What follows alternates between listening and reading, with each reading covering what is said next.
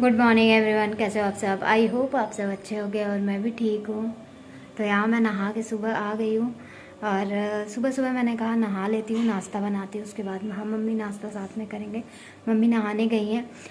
Plan था मेरा कि आज मैं जाऊँगी फिर हनुमान जी का दर्शन करने और कुछ चेकअप भी मुझे करवाने थे, लेकिन मम्मी ने कहा कि नहीं, पैकिंग वैकिंग करनी है, बहुत सारा काम है, इस वजह से अभी नहीं, आज जाने दो। तब ऑपरेशन के बाद हम दर्शन कर लेंगे। और दर्शन तो उस दिन का किया है और पता नहीं क्यों गले में खराश लग रही है, डर लग रहा है कुछ हो ना। ऑपरेशन का टाइम नज़दीक आ रहा है तो दवाई खा लूँगी ताकि जो इन्फेक्शन भी रहे ठीक हो जाए। भगवान इतना नज़दीक पहुँच के मुझे नहीं ख़राब करना। तो चलिए मैं नहा वा ली हूँ तो सीधे फटाफट पूजा करते हैं। पूजा करने में देरी नहीं करते हैं क्योंकि पूजा ज़रूरी है, आस्था है। तभी एक तो मैं 2 दिन बाद नहाई हूँ, पता नहीं क्यों दिल्ली आके मेरा 2 दिन पे नहाना हो रहा है। घर पे मैं डेली नहाती हूँ। तो चलते हैं, फटाफट पूजा कर लेते हैं।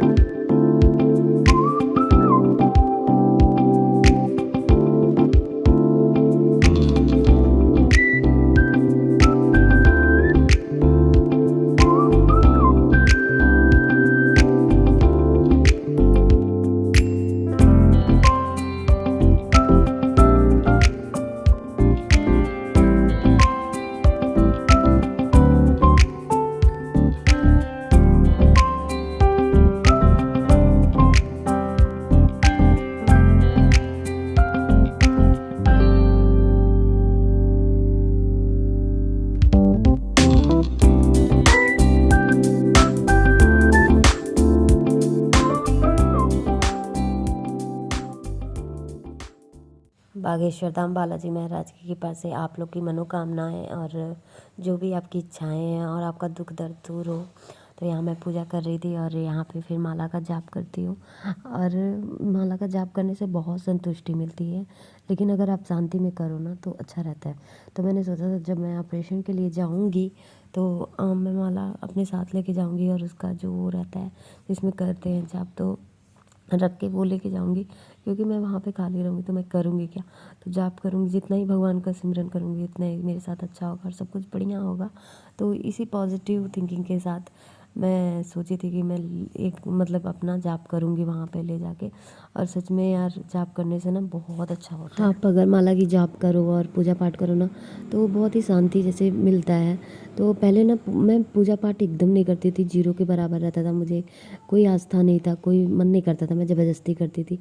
अब एकदम अपोजिट हो गया है। मैं सोचती हूँ मतलब शनिवार और मंगलवार तो हनुमान जी का दर्शन हो ही जाए मेरे को, और बहुत मन करता है सच्ची में। पूजा करने से ना मुझे जितनी शांति मिलती है और मुझे जितना सुकून मिलता है ना, मतलब बहुत अच्छा लगता है। तो यहाँ पे मम्मी भी पूजा कर रही थी और मैंने कहा कि चलो खाना तैयार कर लेते हैं।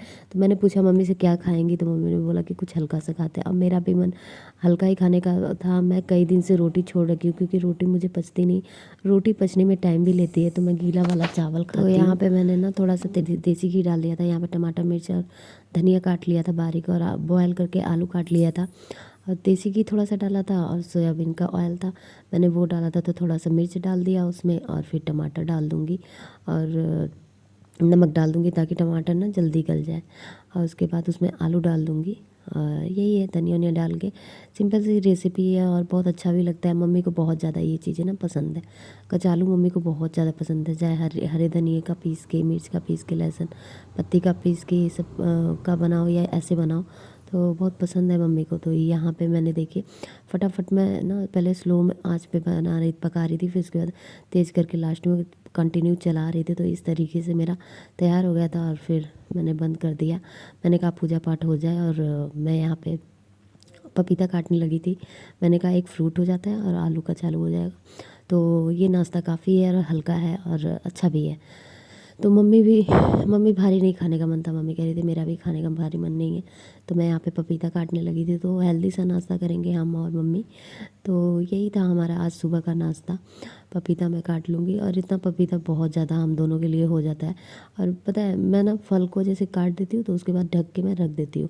जैसे क्या हुआ कि अभी मैं खा ली, थोड़ा सा बच गया, मेरा फल बच ही जाता है। तो मैं शाम को जैसे सो के उठती हूँ तो थोड़ा सा पानी वानी पीने के बाद मैं वो फल खा लेती हूँ। तो यही है। और ये ना फल आसानी से मेरे को पच गया और पेट बहुत हल्का था, काफ़ी अच्छा था। तो मैंने वो बोला मम्मी ऐसे छोटे छोटे पपीते मिल जाते तो अच्छा रहता।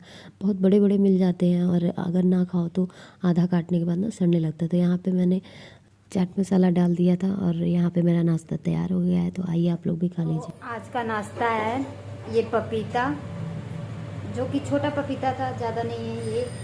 और ये आलू मैंने फ्राई किया है थोड़ा सा, तो ऐसे रख देती हूँ, दोनों लोग इसी में खाएंगे। बाकी मम्मी का मेरा आलू निकल गया है।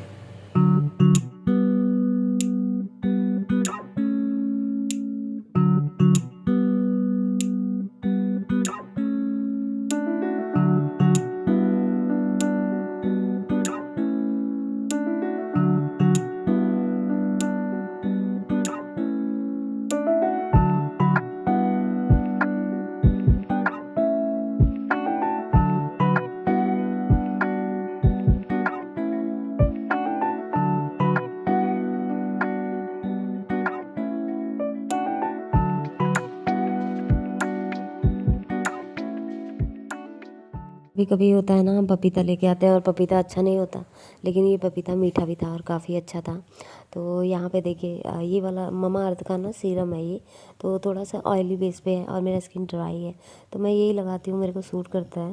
और पता नहीं क्या माथे पे एक दाना निकल रहा है।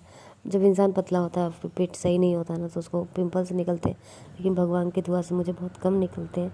लेकिन ये मेरी स्किन ना ड्राई है, तो इस वजह से ज़्यादा पिंपल्स निकलते नहीं।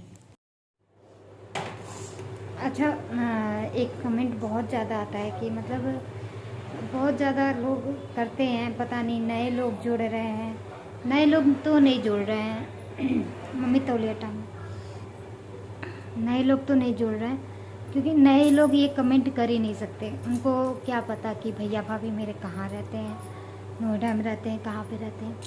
तो कई लोग जानबूझ के चीज़ें पूछते हैं कि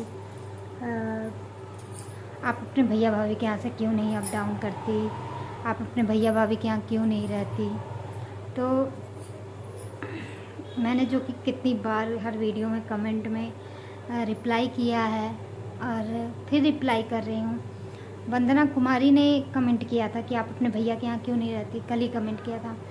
तो वैसे तो मैंने उनको रिप्लाई किया, लेकिन कुछ लोग ऐसे होते हैं कि जिनको ना उनको लगता है कि मुंह से निकलवाने, मतलब कुछ निकलवाएं अपने घर। कुछ लोग को ये होता है कि बुराई सुनने की आदत होती है। तो देखो यार, अगर आप उस नज़र से मुझसे पूछ रहे हो, तो जब तक मैं जाऊंगी तब तक आप मेरे मुंह से नहीं निकलवा पाओगे। दूसरी बात कि मैंने उनको सिंपल सा आंसर किया है कि जो सच है वही आंसर किया है कि नोएडा, देखो पहले मैं इलाज करवाती थी IBLS में, रूटीन चेकअप के लिए आती थी, तो बहुत ज़्यादा मुझे एक बार जाना होता था, 2 बार जाना होता था। तो नोएडा से मैं यहाँ का रिस्क ले सकती थी 2 बार, लेकिन जैसे कि आपको पता है कि एम्स में गवर्नमेंट जितना बार मुझे दौड़ना पड़ा है, कम से कम 10-12 बार मैं दौड़ी हूँ। तो एम्स में इतनी बार दौड़ना पड़ा है, और आप मेरी कंडीशन देख रहे हो कि मैं ज़्यादा दूर जाने लायक नहीं हूँ, मैं अकेले जाने लायक नहीं हूँ, और कोई जाने वाला है नहीं, मुझे ही जाना पड़ता है, सबका अपना अपना काम होता है। तो नोएडा बहुत दूर पड़ता है, नोएडा एक तरीके से यूपी में पड़ता है, और एम्स दिल्ली में है। तो कम से कम नोएडा से, जैसे ये नहीं है कि नोएडा से निकले, यहाँ से निकले तो मुझे मेट्रो मिल जाता है या कुछ मिल जाता, ऐसा नहीं है। वहाँ पे क्या है कि वहाँ से आप चल के 1-1.5 किलोमीटर चलोगे तो आपको, या तो आप अपने जो सोसाइटी है उसके पास ऑटो लगा रहता है, आप उसको 150 रुपये दीजिए, तब वो आपको मेट्रो स्टेशन छोड़ेगा, ठीक है। फिर उसके बाद मेट्रो में आप 2 बार मेट्रो चेंज करते हो, 3 बार चेंज करते हो, तब जाके आप एम्स पहुंचोगे, ठीक है। जिसमें टाइम अच्छा खासा अगर मैं देखूं तो लग जाता है 2 घंटे, मान लीजिए 2 घंटे लग जाते हैं। और उतना दूर तक पैर लटका के बैठे रहना, मेरे पैरों में सूजन हो जाती है। सीट नहीं मिली तो मुझे उतना देर तक खड़ा रहना पड़ता है। तो 1-2 बार ये इंसान कर सकता है हैंडल, लेकिन एम्स जबकि मुझे दौड़ के बहुत बार जाना था, हर काम करवाना था, मुझे ही करवाना था। और फिर मुझे पता था कि एक जैसे भैया भाभी के यहाँ मैं कभी भी रही हूँ, बहुत ज़्यादा 10 दिन, 15 दिन, 20 दिन, और ठीक है, मुझे उतना ठीक लगता है। और दूसरी बात ये भी थी कि मुझे दवाइयाँ ना लेना पड़ता था, तो पास में वो दवाइयाँ नहीं मिलती थी जो मुझे चाहिए होती थी, तो मेरे को भैया से बोलना पड़ता था। अब भैया लोग ड्यूटी करके 9 बजे आना, फिर उसके बाद बोलना उन लोगों को दवाई मिले ना मिले, यही सब चीज़ें, बहुत सारी चीज़ें थी। तो मेन तो यही था कि मुझे नज़दीक से दौड़ना था, दूर से नहीं दौड़ना था। मेरी कंडीशन ऐसी नहीं थी। अब मुझे पता था कि मुझे 3 महीना रहना पड़ेगा, और मुझे पता है कि देखो जिस तरीके से जो भाभी भी ऐसा नहीं कि ख्याल नहीं रखती, लेकिन जिस तरीके से माँ एक ख्याल रखती है कि खिलाना, फल फ्रूट काट के देना, बहुत ज़्यादा भाभी कहेंगी ये खा लो वो खा लो, खाना भी दे देती थी, ठीक है। लेकिन एक माँ जो जिम्मेदारी के साथ चीज़ें करती है, आप लोग को भी पता होगा, माँ माँ होती है, और कोई दूसरा करे तो अलग चीज़ होता है। माँ आपके पास लाएगी, नहीं खाओगे, ज़बरदस्ती काट के रख के जाएगी, आप खाओगे, ठीक है। पानी है वो भी मांग सकते हो, वो भी दे देंगी। तो एक मतलब भाभी के साथ तो मेरा तो अच्छा बनता है, लेकिन यही है कि चीज़ें कहने में थोड़ा सा अजीब सा लगता है। अब अपने मम्मी से सोए भी रहो, मम्मी गर्म पानी दे दो, मम्मी नमक चीनी पानी दे दो। जितना लूज़ मोशन मुझे हो रहा है, दवाइयाँ और जो चीज़ें, वो मेरी मम्मी ही मेरा हैंडल कर सकती हैं। तो मम्मी को लेके मुझे रहना था। 3 महीने मुझे पता था कि ऑपरेशन करवाते सब एम्स है, 3-4 महीने, 5 महीने भी लग सकते हैं। तो इस वजह से मैंने बहुत सोच समझ के डिसीजन लिया था। डॉक्टर ने, जब मैं अक्टूबर में एक ऑपरेशन करवाई थी, तो डॉक्टर ने बोला 3 महीने बाद तुम्हें फिर प्रॉब्लम होगा।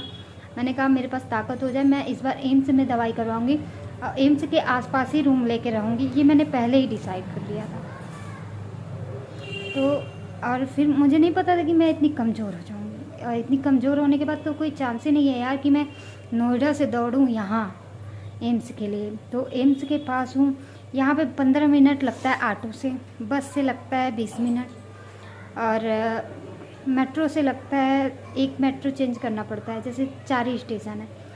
तो इस तरीके से मतलब कि मेट्रो से आधे घंटे लग जाते हैं। तो वही चीज़ें हैं। मुझे सबसे अच्छा बस लगता है, ऑटो लगता है।